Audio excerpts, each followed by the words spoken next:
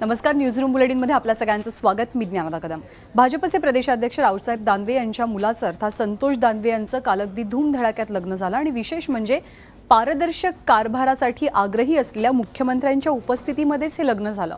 परंतु याआधी जेव्हा नेत्यांच्या मुलांच्या लग्नात इतक्या मोठ्या प्रमाणात उधळपट्टी करण्यात आली होती तेव्हा चंद्रकांत खैरे असू देत किंवा अजून काही नेते असू देत, या सर्वांना आयकर विभागानं नोटीस बजावलेली होती. 24 तास लग्नाला होऊन गेलेत, परंतु दानवेंना अजूनपर्यंत कोणतीही नोटीस आयकर खात्यानं धाडलेली नाहीये.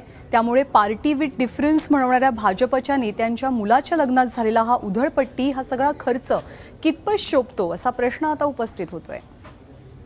पण मला असं वाटतं की इतकं जर शाही लग्न आणि या पद्धतीचं लग्न असतं दुष्काळाच्या पार्श्वभूमीवर, तर नक्कीच कुठलाही नेता या पद्धतीने त्याला उपस्थित राहिला नसता.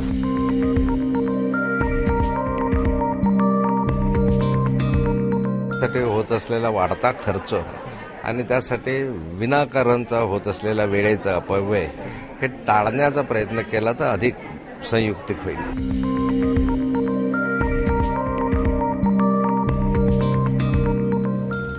भास्कर जाधवांनी मुलाच्या लग्नात उधळपट्टी केली होती तेव्हा फडणवीस, तावडे, खडसेंनी नाकानं कांदे सोडले होते. आता ही दृश्य बघा.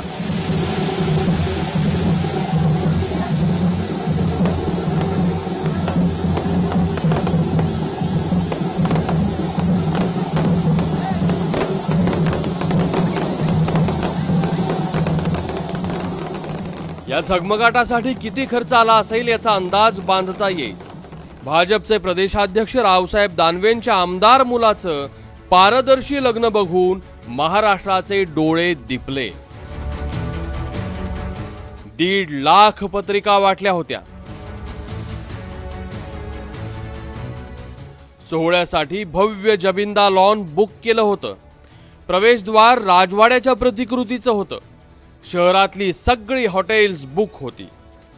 10 चार्टर प्लेन आणि एअर इंडियाच्या 2 विमानांनी VIP लग्नाला आले. राज्य आणि केंद्रातले 25 मंत्री आशीर्वाद द्यायला आले होते. वरपिता कृतकृत्य झाले. आपण सर्वांनी आशीर्वाद दिले. आपल्या सर्वांच्या साक्षीने हा विवाह सोहळा पार पडतो म्हणून मी आपल्या सगळ्यांचे आल्याबद्दल आभार मानतो. संघाच्या मुशीतून आलेले आणि पारदर्शकतेचा आग्रह धरणारे मुख्यमंत्री लग्न सोहळ्यात अंग चोरून होते असं म्हणतात. पण शुभेच्छा देताना त्यांनीही हात आखडता घेतला नाही. गेली 2 वर्ष एकच चर्चा होती की संतोषचा विवाह कधी होणार आणि आज त्याचं उत्तर आपल्या सगळ्यांना मिळालंय. स्टेजवर मुख्यमंत्री, शेजारी कधी काळचे नंबर 2 एकनाथ खडसे, पलीकडे काँग्रेसचे फायर ब्रँड नेते नारायण राणे आणि राष्ट्रवादीचे धनंजय मुंडे. सर्व पक्षीय गोतावळ्याच्या हजेरीमुळे नोटाबंदी नंतरच्या शाही लग्नावर बोलणार तरी कोण.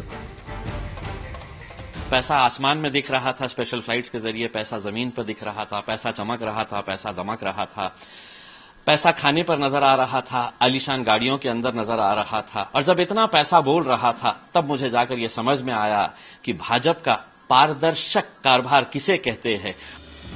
वराडींची संख्या मोठी होती. दुपारी 2 पासून जेवणावळी सुरू झाल्या. 45,000 जण जेवून गेले.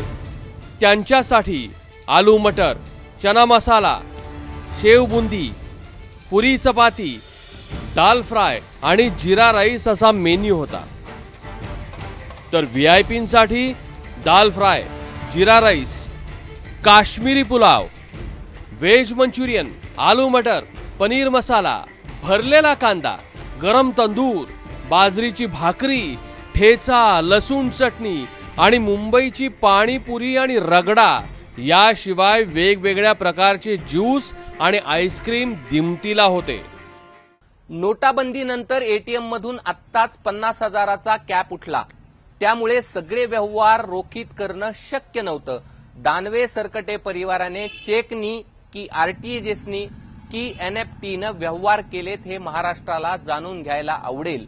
तसं झालं असेल तर पंतप्रधान नरेंद्र मोदीच्या कॅशलेसच्या आव्हानाला दानवेंनी प्रतिसाद दिला असा त्याचा अर्थ होतो.